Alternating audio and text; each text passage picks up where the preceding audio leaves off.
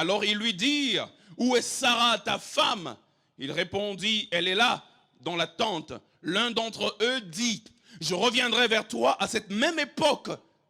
Et voici Sarah ta femme aura un fils. Sarah écoutait à l'entrée de la tente qui était derrière lui. Abraham et Sarah étaient vieux, avancés en âge. Et Sarah ne pouvait plus espérer avoir des enfants. Elle rit en elle-même en disant, maintenant que je suis vieille, aurais-je encore des désirs? Mon Seigneur aussi est vieux. L'Éternel dit à Abraham, pourquoi donc Sarah a-t-elle ri en disant, est-ce que vraiment j'aurai un enfant, moi qui suis vieille? Et c'est cela mon thème. Y a-t-il rien qui soit étonnant de la part de l'Éternel? Philadelphie, ce matin, Dieu nous pose la question, y a-t-il rien qui soit étonnant de la part de l'Éternel? Au temps fixé, je reviendrai vers toi. À cette même époque, et Sarah aura un fils. Sarah mentit en disant, je n'ai pas ri car elle eut peur. Mais le Seigneur lui dit, au contraire, tu as ri. Est-ce qu'on peut acclamer la parole de Dieu?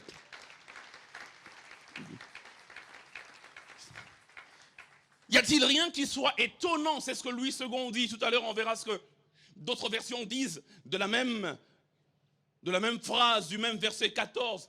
Y a-t-il rien qui soit étonnant? Le Dieu qui étonne. Et le sous-entendu dans mon thème, c'est qu'il étonne, mais il n'est étonné par rien.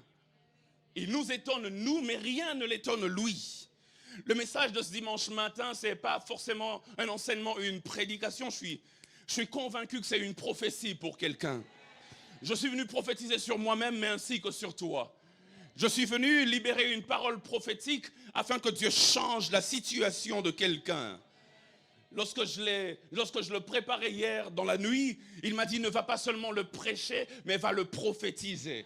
Et j'ai prié Dieu que de plus en plus, lorsque je me tiens devant son peuple, que je ne sois pas seulement un discoureur, quelqu'un qui donne des enseignements, mais que je sois comme un prophète qui dit des choses qui vont arriver. Et cette prophétie qu'il donne à Abraham, c'est « Je reviendrai vers toi à cette même époque et Sarah, ta femme, aura un fils. » Laissez-moi le dire à quelqu'un avant d'aller plus loin. Dieu va bientôt revenir vers toi et la chose que tu attends, il va te l'accorder. Ce message, en même temps, vise deux catégories de personnes. Il est pour ceux qui sont, premièrement, fatigués d'attendre, tellement fatigués d'attendre que le doute a commencé à s'installer. Parfois même un doute mélangé à de la moquerie à l'encontre de Dieu, de sa parole ou même de ses promesses. Le verset 12 montre que Sarah a douté. La Bible déclare, elle rit en elle-même en disant, maintenant que je suis vieille, aurais-je encore des désirs? Elle dit, et mon Seigneur est aussi vieux. Il dit, c'est impossible, je ne peux pas accéder à cette bénédiction que l'ange est en train de promettre. Mais le but de Dieu dans ce texte, avant même de donner l'enfant à Sarah, c'était de relever la foi de Sarah ainsi que la foi d'Abraham. Ce message est pour tous ceux qui ont commencé à douter d'une manière ou d'une autre.